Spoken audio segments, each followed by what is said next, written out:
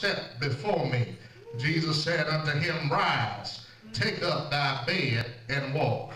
Verse 9, and immediately the man was made whole and took up his bed and walked.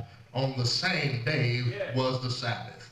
That's enough. You may be seated in the presence of the Lord. Amen, amen. And as we see in our text today, it says in verse 5, and a certain man was there who had an infirmity 38 years. And when Jesus saw him lie and knew that he had been now a long time in that case, he said unto him, wilt thou be made whole? The man answered and said unto him, sir, I have no man when the water is troubled to put me into the pool. Jesus asked him a question, will thou be made whole? But he turned around and responds with a complaint. Matter of fact, he responds with an excuse. For a few minutes this morning, for just a few minutes, we're going to talk from this thought: no more excuses. No more excuses. How about you just lean over and touch your neighbor real quick and say, neighbor, quit making excuses. Amen. Quit making excuses. My brothers and sisters, excuses has overtaken our world today. We find ourselves trying to explain whatever is going wrong in our lives, in our world, in our finances, in our government, even in our churches. When we find out not being able to come up with an answer why things are going wrong, we simply provide an excuse. Yes, an excuse can help nobody. An excuse has not been able to solve no problems. The only thing an excuse can do is kill time. Do I have a witness here? Yes, my brothers and sisters, those of you who are parents, you have found yourself asking your kids to do something. But then they come back with you, not with an answer to solve whatever problem is going on, but all they can give you is an excuse. Those of you who are working on jobs have found it where people have not satisfied what has been expected of them at work, but yet when they're asked why didn't so-and-so get done, the only thing they can respond with is an excuse. Even in church, you find out why things are not growing the way it should be. The only reason they do not give answers of why it is going wrong, why things are not doing what it's supposed to be. But the only thing we can tend to offer is that of an excuse. My brothers and sisters, I don't know how y'all feel about it today, but I'm sick and tired of excuses. Do I have a witness here? Yes, in order for us to be able in our lives and our finances and our ministries and everything that goes on in our life, the first step, in order for us to move from one level to the next, we must learn to cut out and stop all the excuses. Do I have a witness here? As we approach our text today, we discover here in verse 1 that Jesus was visiting Jerusalem. Yes, understand, Jesus was totally committed to living under the law. Yes, this required all Jews living within a 20-mile radius of Jerusalem to present themselves before the Lord in Jerusalem 3 times a year. Yes, once at Passover, second at Pentecost, and thirdly at the Feast of Tabernacles. Yes, today the church is the house of God. Yes, Jesus has visited at the Passover. He has visited at the first Pentecost. And the next time Jesus shall visit the church will be the fulfillment of tabernacles when he come again to dwell with his people at the second coming. Yes, Jesus believed in upholding the law of God. Yes, secondly, we need to understand the pool of Bethesda. What exactly was this pool that we see here that this man was so fixated on? Matter of fact, this word Bethesda in the original Hebrew translation, it means a house of mercy.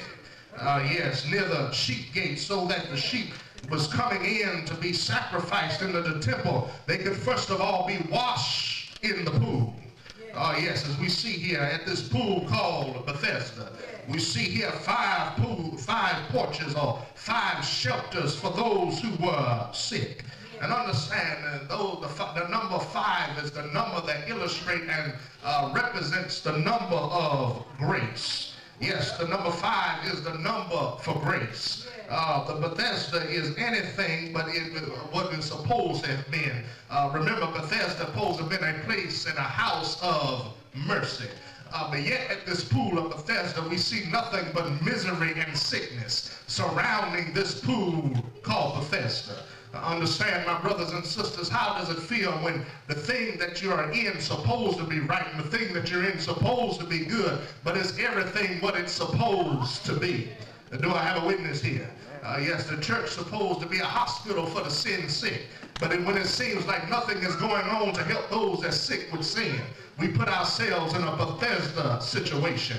How does it feel when your marriage is supposed to be full of bliss and joy and love, but yet it seems like it's always filled with arguments, pain, and suffering? I come by to tell you, we get caught up sometimes in our Bethesdas. But I'm so glad that Jesus stopped by Bethesda. Do I have a witness here? Amen.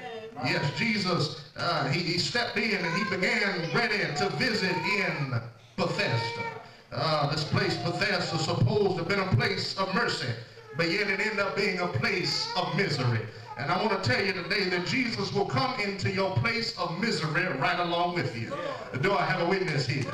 Is there anybody here that when it seemed like you was down and out, when it seemed like nobody could want to talk to you on the phone, you call them, they look at the caller ID and turn away. When nobody wanted to answer your text messages or your emails, and you know they got them, but yet they don't want to respond to them. What do you do when it seems like you ain't got nobody on your side in the midst of what you're going through? I'll come back and tell you, God is always with you.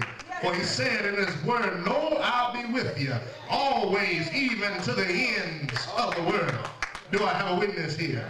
How do I know he'll be with you? There's a story. There was 3 young boys sitting in a fiery furnace one day. They did nothing wrong but simply try to hold to their beliefs. But nothing happened, but the king got mad and threw them in a fiery furnace that was 7 times hotter than it's supposed to be. And what happened to the 3 boys? Matter of fact, they just sat back and held to their faith. And all of a sudden, God stepped into the situation along with them and be able to hold their hand. And the shackles that had them bound was burned up, but they weren't able to be burned up in the fire. I come by to tell you, when it seems like the fires of the world is about to consume you, when it seems like the end of the world is right around your corner, I come by to tell you, God will show up. Do I have a witness here? Yeah. The fire was about to consume the boys, but it didn't burn them up. And understand, fire has many purposes. Well, number 1 is meant to clean you up. I remember growing up as a child, I used to get stuff stuck in my ear. My grandmother used to take some tweezers and put it over the fire.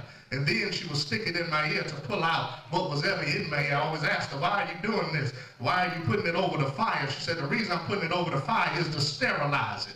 Understand, when you're going through the fires of life, sometimes it's meant to clean you up from the stuff that got you dirty. Do I have a witness here? Yes, sir. Every now and again, sin may make us dirty. Sin may mess us up. But I come by to tell you, God may put us through the fire in order just to clean us up. But not only is fire meant to clean things up, but it's also meant to burn things up.